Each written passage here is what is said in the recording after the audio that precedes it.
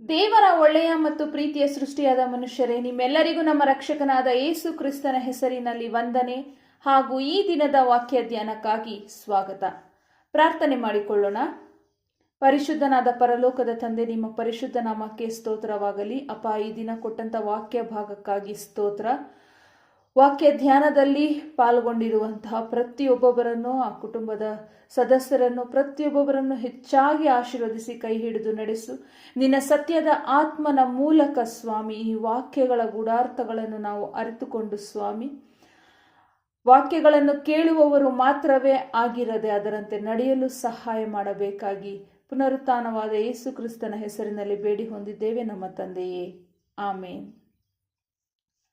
ಕರ್ತನಲ್ಲಿ ಪ್ರಿಯರೇ, ಇಂದು ನಾವು ತಂದೆಯೇ ಈ ಪಾತ್ರೆಯನ್ನು ನನ್ನಿಂದ ತೊಲಗಿಸು ಎಂಬ ವಾಕ್ಯವನ್ನು, ಅದರ ಅರ್ಥವನ್ನು ತಿಳಿದುಕೊಳ್ಳೋಣ.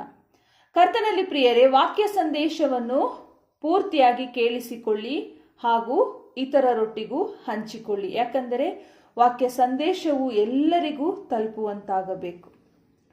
ಕರ್ತನಲ್ಲಿ ಪ್ರಿಯರೇ, ಲೂಕನು ಬರೆದ ಸುವಾರ್ತೆ 22ನೇ ಅಧ್ಯಾಯ 42ನೇ ವಚನದಲ್ಲಿ ಈ ರೀತಿಯಾಗಿ ಬರೆಯಲ್ಪಟ್ಟಿದೆ: ತಂದೆಯೇ, ನಿನಗೆ ಇಷ್ಟವಿದ್ದರೆ ಈ ಪಾತ್ರೆಯನ್ನು ನನ್ನಿಂದ ತೊಲಗಿಸು. ಹೇಗೂ ನನ್ನ ಚಿತ್ತವಲ್ಲ, ನಿನ್ನ ಚಿತ್ತವೇ ಆಗಲಿ ಅಂದನು. ಆಗ ಒಬ್ಬ ದೇವದೂತನು ಆತನಿಗೆ ಕಾಣಿಸಿಕೊಂಡು ಆತನನ್ನು ಬಲಪಡಿಸಿದನು. ಕರ್ತನಲ್ಲಿ ಪ್ರಿಯರೇ, ಇಲ್ಲಿ ಈ ಪಾತ್ರೆಯನ್ನು ಎಂದು ಬರೆಯಲ್ಪಟ್ಟಿದೆ. ಮುಂದೆ ನೋಡೋಣ. ಇದಕ್ಕೂ ಮುಂಚೆ, ಅಂದ್ರೆ ತಂದೆ ಯೇಸು ಸ್ವಾಮಿ ಈ ಪ್ರಾರ್ಥನೆಯನ್ನು ಮಾಡುವುದಕ್ಕಿಂತ ಮುಂಚೆ ಮತ್ತಾಯನು ಬರೆದ ಸುವಾರ್ತೆ 20ನೇ ಅಧ್ಯಾಯ 20ನೇ ವಚನದಿಂದ 23ನೇ ವಚನದವರೆಗೂ ಈ ರೀತಿಯಾಗಿ ಬರೆಯಲ್ಪಟ್ಟಿದೆ: ಜೆಬೆದಾಯನ ಮಕ್ಕಳಾದ ಯಾಕೋಬ ಮತ್ತು ಯೋಹಾನರ ತಾಯಿಯು ಯೇಸುವಿನ ಬಳಿ ಬಂದು ತನ್ನ ಮಕ್ಕಳ ಬಗ್ಗೆ ಮಾತನಾಡುತ್ತಾರೆ. ಅದು ಏನಂದ್ರೆ, ಆಗ ಜೆಬೆದಾಯನ ಮಕ್ಕಳ ತಾಯಿ ಆತನಿಂದ ಏನೋ ಒಂದು ಬೇಡಿಕೊಳ್ಳಬೇಕೆಂದು ತನ್ನ ಮಕ್ಕಳನ್ನು ಕರಕೊಂಡು ಬಂದು ಆತನಿಗೆ ಅಡ್ಡ ಬಿದ್ದಳು. ಆತನು ಆಕೆಯನ್ನು, ನಿನಗೇನು ಬೇಕಮ್ಮ ಎಂದು ಕೇಳಲು ಆಕೆ, ನಿನ್ನ ರಾಜ್ಯದಲ್ಲಿ ನನ್ನ 2 ಮಕ್ಕಳಲ್ಲಿ ಒಬ್ಬನು ನಿನ್ನ ಬಲಗಡೆಯಲ್ಲೂ ಮತ್ತೊಬ್ಬನು ಎಡಗಡೆಯಲ್ಲೂ ಕೂತುಕೊಳ್ಳುವುದಕ್ಕೆ ಅಪ್ಪಣೆಯಾಗಬೇಕು ಅಂದಳು. ಅದಕ್ಕೆ ಯೇಸು, ನೀವು ಬೇಡಿಕೊಂಡದ್ದು ಏನೆಂದು ನಿಮಗೆ ತಿಳಿಯದು. ನಾನು ಕುಡಿಯಬೇಕಾಗಿರುವ ಪಾತ್ರೆಯಲ್ಲಿ ನೀವು ಕುಡಿಯುವುದು ನಿಮ್ಮಿಂದಾದೀತೆ ಎಂದು ಕೇಳಲು ಅವರು, ಆಗುವುದು ಅಂದರು. ಆಗ ಆತನು ಅವರಿಗೆ, ನನ್ನ ಪಾತ್ರೆಯಲ್ಲಿ ನೀವು ಕುಡಿಯುವಿರಿ ಸರಿ, ಆದರೆ ನನ್ನ ಬಲಗಡೆ ಎಡಬಲಗಡೆಗಳಲ್ಲಿ ಕೂತುಕೊಳ್ಳುವಂತೆ ಅನುಗ್ರಹ ಮಾಡುವುದು ನನ್ನದಲ್ಲ, ನನ್ನ ತಂದೆಯಿಂದ ಅದು ಯಾರಿಗೆಂದು ಸಿದ್ಧಪಡಿಸಿದೆಯೋ ಅವರಿಗೆ ಸಿಕ್ಕುವುದು ಎಂದು ಹೇಳಿದನು. ಕರ್ತನಲ್ಲಿ ಪ್ರಿಯರೇ, ಇಲ್ಲಿ ಸಹ ಪಾತ್ರೆ ಎಂದು ಬರೆಯಲ್ಪಟ್ಟಿದೆ. ಮುಂದೆ ಯೋಹಾನನು ಬರೆದ ಸುವಾರ್ತೆ 18ನೇ ಅಧ್ಯಾಯ 11ನೇ ವಚನದಲ್ಲಿ ಪೇತ್ರನು ಮಹಾಯಾಜಕನ ಆಳಾದ ಮಲ್ಕನ ಬಲಕಿವಿಯನ್ನು ಕತ್ತರಿಸುತ್ತಾನೆ. ಆಗ ಯೇಸು ಸ್ವಾಮಿ ಪೇತ್ರನಿಗೆ, ಕತ್ತಿಯನ್ನು ಓರೆಯಲ್ಲಿ ಹಾಕು, ತಂದೆ ನನಗೆ ಕೊಟ್ಟಿರುವ ಪಾತ್ರೆಯಲ್ಲಿ ನಾನು ಕುಡಿಯಬಾರದೋ ಎಂದು ಕೇಳಿದನು. ಇಲ್ಲಿ ಸಹ ಪಾತ್ರೆ ಎಂದು ಬಂದಿದೆ, ಪಾತ್ರೆ ಎಂದು ಬರೆಯಲ್ಪಟ್ಟಿದೆ. ಈಗ ತಿಳಿಯೋಣ, ಪಾತ್ರೆ ಅಂದರೆ ಏನು, ಪಾತ್ರೆ ಎಂದರೆ ಅದರ ಅರ್ಥ ಏನು ಅಂತ. ಕರ್ತನಲ್ಲಿ ಪ್ರಿಯರೇ, ಪಾತ್ರೆ ಎಂದರೆ ಕಷ್ಟಾನುಭವ ಎಂದು ಅರ್ಥ. ಕಷ್ಟಗಳು, ನೋವು, ನಿಂದೆ, ಬಾಧೆ, ಅವಮಾನ, ಇದಕ್ಕೆ ಇಲ್ಲಿ ಪಾತ್ರೆಗೆ ಹೋಲಿಸಲಾಗಿದೆ.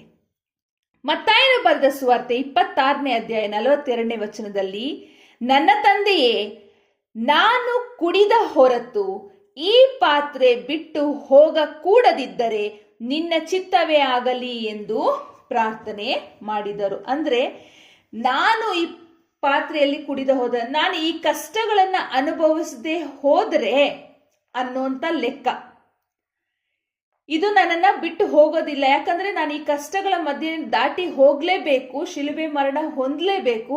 ಅದು ತಂದೆ ದೇವರ ಚಿತ್ತವೇ ಆಗಿತ್ತು. ಹಾಗಾಗಿ ಸ್ವಾಮಿ ಹೇಳ್ತಾರೆ, ನಿನ್ನ ಚಿತ್ತದಂತೆಯೇ ಇದು ಆಗಲಿ. ಕರ್ತನಲ್ಲಿ ಪ್ರಿಯರೇ, ಇಲ್ಲಿ ಬಹುಮುಖ್ಯವಾಗಿ ಗಮನಿಸಬೇಕಾದದ್ದು, ಯೇಸು ಸ್ವಾಮಿ ತಂದೆ ದೇವರ ಚಿತ್ತಕ್ಕೆ ತನ್ನನ್ನು ತಾನು ಒಪ್ಪಿಸಿಕೊಡುತ್ತಾರೆ. ಮನಸ್ಸು ಸಿದ್ಧವಾಗಿದೆ, ದೇಹಕ್ಕೆ ಬಲ ಸಾಲದು ಅಂತ ಒಂದು ಕಡೆ ಹೇಳಿದ್ದಾರೆ. ಆದಾಗ್ಯೂ ಯೇಸು ಸ್ವಾಮಿ ಆ ಕಷ್ಟ ಪರಿಸ್ಥಿತಿಯನ್ನು ದೇವರ ಚಿತ್ತಕ್ಕೆ ಒಪ್ಪಿಸಿಕೊಡುತ್ತಾರೆ. ಕರ್ತನಲ್ಲಿ ಪ್ರಿಯರೇ, ನನ್ನ ಪ್ರಶ್ನೆ, ಇಂದು ದೇವರ ಬಳಿ ನಮ್ಮ ಪ್ರಾರ್ಥನೆ ಏನಾಗಿದೆ? ಯಾವ ರೀತಿ ಇದೆ? ದೇವರ ಬಳಿ ತಗ್ಗಿಸಲ್ಪಟ್ಟ ಪ್ರಾರ್ಥನೆ ನಮ್ಮದಾಗಿದೆಯಾ? ಅಥವಾ ಅಪ್ಪ, ನನಗದೆಲ್ಲ ಗೊತ್ತಿಲ್ಲ, ನನಗೆ ಇದು ಬೇಕೇ ಬೇಕು, ನಾನು ನಿನ್ನ ಮಗನಲ್ವಾ, ನಾನು ನಿನ್ನ ಮಗಳಲ್ವಾ ಅಂತ ಅಧಿಕಾರವುಳ್ಳ ಪ್ರಾರ್ಥನೆ ನಮ್ಮದಾಗಿದೆಯಾ? ನಮ್ಮನ್ನು ನಾವೇ ಮಾಡಿಕೊಳ್ಳಬೇಕಾದ ಪ್ರಶ್ನೆ ಇದು. ನಮಗೆ ನಾವೇ ಹಾಕಿಕೊಳ್ಳಬೇಕಾದ ಪ್ರಶ್ನೆ. ಯಾಕಂದ್ರೆ ತಂದೆ ದೇವರ ಒಬ್ಬನೇ ಪ್ರಿಯ ಕುಮಾರನಾದ ಯೇಸು ತನ್ನನ್ನು ತಾನು ತಂದೆಯ ಚಿತ್ತಕ್ಕೆ ಒಪ್ಪಿಸಿ ತಲೆಬಾಗಿ ಒಪ್ಪಿಸಿಕೊಟ್ಟಿರುವಾಗ ನಾವು ಎಷ್ಟು ಮಾತ್ರದವರು? ನಾವು ಆತನ ಮಕ್ಕಳಾಗುವ ಯೋಗ್ಯತೆ ನಮಗೆ ಇಲ್ಲ. ಆದಾಗ್ಯೂ ಆತನು ನಮ್ಮನ್ನು ಮಕ್ಕಳು ಅಂತ ಕರೀತಾರೆ ಅಂದ್ರೆ ಅದು ಆತನ ಕೃಪೆ, ಆತನಿಗೆ ನಮ್ಮ ಮೇಲಿರುವ ಪ್ರೀತಿ. ನಮ್ಮ ಪ್ರಾರ್ಥನೆಯೂ ಸಹ ತಗ್ಗಿಸಲ್ಪಟ್ಟ ಮತ್ತು ಒಪ್ಪಿಸಿಕೊಡುವ ಪ್ರಾರ್ಥನೆಯಾಗಬೇಕು. ನಮ್ಮ ಜೀವನದ ಕಷ್ಟವೆಂಬ ಪಾತ್ರೆಯ ವಿಷಯವಾಗಿ ದೇವರ ಚಿತ್ತಕ್ಕೆ ನಾವು ಒಪ್ಪಿಸಿಕೊಡಬೇಕು. ಅಪ್ಪ, ನಿನ್ನ ನಾಮದಲ್ಲಿ ಕಷ್ಟವನ್ನು ಅನುಭವಿಸಲು ಮನಸ್ಸು ಸಿದ್ಧವಾಗಿದೆ, ಆದರೆ ದೇಹಕ್ಕೆ ಬಲ ಸಾಲದು, ನಿನ್ನ ಚಿತ್ತದಂತೆ ನಡೆಸು ಅಂತ ನಾವು ಪ್ರಾರ್ಥನೆ ಮಾಡಿಕೊಳ್ಳಬೇಕು. ಆಗ ಆತನಲ್ಲಿ ಇದ್ದಂತಹ ಶಾಂತಿ ನಮ್ಮಲ್ಲಿ ನೆಲೆಸುತ್ತದೆ. ಆತನು ತನ್ನ ದೂತರ ಮೂಲಕ ನಮ್ಮನ್ನು ಸಹ ಬಲಪಡಿಸಿ ನಡೆಸುತ್ತಾರೆ. ಮೊದಲನೇದಾಗಿ ನಾವು ನೋಡಿದ್ವಲ್ಲ, ಅಪ್ಪ ನಿನ್ನ ಚಿತ್ತದಂತೆ ಆಗಲಿ, ನನ್ನ ಚಿತ್ತದಂತಲ್ಲ, ನಿನ್ನ ಚಿತ್ತದಂತೆ ಆಗಲಿ ಅಂತ ಯೇಸು ಸ್ವಾಮಿ ತಂದೆ ದೇವರಿಗೆ ಪ್ರಾರ್ಥನೆ ಮೂಲಕ ತನ್ನನ್ನು ತಾನು ಒಪ್ಪಿಸಿಕೊಟ್ಟ ಮೇಲೆ ದೇವದೂತರು ಬಂದು ಆತನನ್ನು ಬಲಪಡಿಸಿದರು ಎಂದು ಬರೆಯಲ್ಪಟ್ಟಿದೆ. ಕರ್ತನಲ್ಲಿ ಪ್ರಿಯರೇ, ತಂದೆ ದೇವರು ಸಹ ನಮ್ಮೆಲ್ಲರನ್ನು ಹೆಚ್ಚಾಗಿ ಪ್ರೀತಿಸ್ತಾರೆ. ಆದರೆ ಆತನ ಪ್ರೀತಿಯನ್ನು ಅರಿತುಕೊಂಡು ನಾವು ಆತನಿಗಾಗಿ, ಆತನ ಮಕ್ಕಳಾಗಿ, ಆತನಿಗೆ ವಿಧೇಯರಾಗಿ ತಲೆಬಾಗಿ ನಾವು ನಡೆಯುವುದು ನಮ್ಮ ಕರ್ತವ್ಯ. ನಮ್ಮ ಪ್ರಾರ್ಥನೆ ತಗ್ಗಿಸಲ್ಪಟ್ಟ ಪ್ರಾರ್ಥನೆ ಆಗಬೇಕೇ ಹೊರತು ಅಧಿಕಾರವುಳ್ಳ ಪ್ರಾರ್ಥನೆಯಾಗಬಾರದು. ಯಾಕೆ ಇಲ್ಲಿ ಯೇಸು ಸ್ವಾಮಿನೂ ಕೇಳಬಹುದಾಗಿತ್ತಲ್ಲ, ಯೇಸು ಸ್ವಾಮಿ ಯೆಹೋವ ದೇವರ ಒಬ್ಬನೇ ಪ್ರಿಯ ಕುಮಾರನು, ಆತನ ಜೀವಿತದಲ್ಲಿ ಆತನ ಜನ್ಮದಿಂದ ಹಿಡಿದು ಯಾವುದೇ ಒಂದು ಸಣ್ಣ ಪಾಪವನ್ನು ಮಾಡದೇ ಇರುವಂತಹ ಮಗನು ಆತನು ಅಷ್ಟು ಪವಿತ್ರವಾಗಿರುವಾಗ, ಅಷ್ಟು ದೇವರ ಹೃದಯಕ್ಕೆ ಹತ್ತಿರವಾಗಿರುವಾಗ ಯೇಸು ಸ್ವಾಮಿನೇ ಕೇಳಲಿಲ್ಲ, ನಾನು ನಿನ್ನ ಮಗನಲ್ವಾ, ನನಗೆ ಯಾಕೆ ಇಷ್ಟು ಕಷ್ಟ ಕೊಡ್ತಾ ಇದೀಯಾ, ಇಷ್ಟು ಕಷ್ಟಗಳನ್ನ ನಾನು ಯಾಕೆ ಹಾದು ಹೋಗ್ಬೇಕು, ಇದರಲ್ಲಿ ಸ್ವಲ್ಪ ಕಡಿಮೆ ಮಾಡು ಅಂತ ಯೇಸು ಸ್ವಾಮಿ ಕೇಳ್ಬೋದಾಗಿತ್ತು. ಆದರೆ ಯೇಸು ಸ್ವಾಮಿ ಬಹಳ ನಮ್ರತೆಯಿಂದ ಕೇಳಿದ್ದೇನೆಂದ್ರೆ, ಮನಸ್ಸು ಸಿದ್ಧವಾಗಿದೆ ಆದರೆ ದೇಹಕ್ಕೆ ಬಲ ಸಾಲದು, ಆದ್ರೂ ನನ್ನ ಚಿತ್ತದಂತಾಗದೆ ನಿನ್ನ ಚಿತ್ತದಂತೆ ಆಗಲಿ ಅಂತ. ಕರ್ತನಲ್ಲಿ ಪ್ರಿಯರೇ, ಇದು ಯೇಸು ಸ್ವಾಮಿ ತಾನು ನಡೆದ ದಾರಿಯಲ್ಲಿ, ತಾನು ಮಾಡಿದ ಪ್ರಾರ್ಥನೆಯಲ್ಲಿ ನಮಗೂ ಸಹ ನೀವು ಇದೇ ರೀತಿ ಪ್ರಾರ್ಥನೆ ಮಾಡಬೇಕು ಎಂಬುದನ್ನು ತಿಳಿಸಿಕೊಟ್ಟಿದ್ದಾರೆ. ನಮ್ಮನ್ನು ನಾವು ತಗ್ಗಿಸಬೇಕು. ವಾಕ್ಯಗಳಲ್ಲಿ ನಾವು ಈಗಾಗಲೇ ಓದಿ ತಿಳಿದಿರುವ ಪ್ರಕಾರ ಈ ಎಲ್ಲಾ ಕಷ್ಟಗಳ ಹಾದಿಯನ್ನು ನಾವು ದಾಟಿಕೊಂಡು ಹೋದಾಗಲೇ ಕರ್ತನ ರಾಜ್ಯವನ್ನು ನಾವು ಸೇರುವುದಕ್ಕಾಗೋದು. ನಮ್ಮ ಜೀವಿತದಲ್ಲಿ ಇರುವಂತಹ ಎಲ್ಲ ಕಷ್ಟದ ಅನುಭವಗಳು, ಕಷ್ಟದ ದಾರಿಗಳನ್ನ ನಾವು ದಾಟಿಕೊಂಡು ಹೋಗೋದು ತಂದೆ ದೇವರ ಚಿತ್ತವಾಗಿದೆ. ಹಾಗಾಗಿ ಸಹಿಸಲಾಗದ ಕಷ್ಟಗಳು, ನೋವುಗಳು, ನಿಂದೆಗಳು, ಅವಮಾನಗಳು ನಮ್ಮಲ್ಲಿರುವಾಗ ತಂದೆ ದೇವರನ್ನ ನಾವು ಕೇಳ್ಕೋಬೇಕು.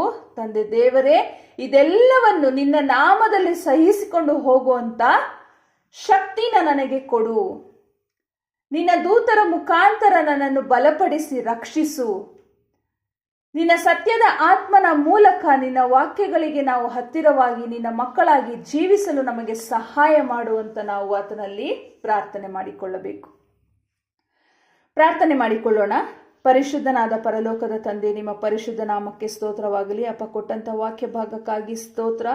ವಾಕ್ಯಗಳ ಮೂಲಕ ನೀವು ನಮ್ಮೆಲ್ಲರ ಹೃದಯದಲ್ಲಿ ಮಾತನಾಡಿದ್ದಕ್ಕಾಗಿ ಸ್ತೋತ್ರ ಸ್ವಾಮಿ. ಅಪ್ಪ, ನಾವು ವಾಕ್ಯಗಳನ್ನು ಕೇಳುವವರು ಮಾತ್ರವೇ ಆಗಿರೋದು, ಅದರಂತೆ ನಡೆಯಲು ಸಹಾಯ ಮಾಡು. ನಮ್ಮ ಜೀವಿತದಲ್ಲಿ ಇರುವಂತಹ ಈ ಕಷ್ಟವೆಂಬ ಪಾತ್ರೆಯನ್ನು ಸಹ ಸ್ವಾಮಿ ನಿನ್ನ ಚಿತ್ತವಿದ್ದದಲ್ಲಿ ಅದನ್ನು ತೊಲಗಿಸು. ಇಲ್ಲವಾದಲ್ಲಿ ಸ್ವಾಮಿ ಅದನ್ನು ತಡೆದುಕೊಂಡು ಹೋಗಲು, ಸಹಿಸಿಕೊಂಡು ಹೋಗಲು ಬೇಕಾದಂತ ಬಲವನ್ನು ನಮಗೆ ಅನುಗ್ರಹಿಸಿ ಕೊಡಬೇಕಾಗಿ ಪುನರುತ್ಥಾನವಾದ ಯೇಸು ಕ್ರಿಸ್ತನ ಹೆಸರಿನಲ್ಲಿ ಬೇಡಿ ಹೊಂದಿದ್ದೇವೆ ನಮ್ಮ ತಂದೆಯೇ, ಆಮೇನ್. ಕರ್ತನಲ್ಲಿ ಪ್ರಿಯರೇ, ತಂದೆ ದೇವರು ನಿಮ್ಮೆಲ್ಲರನ್ನು ಹೆಚ್ಚಾಗಿ ಆಶೀರ್ವದಿಸಿ ಕಾಯ್ದು ಕಾಪಾಡಲಿ. ಆಮೇನ್.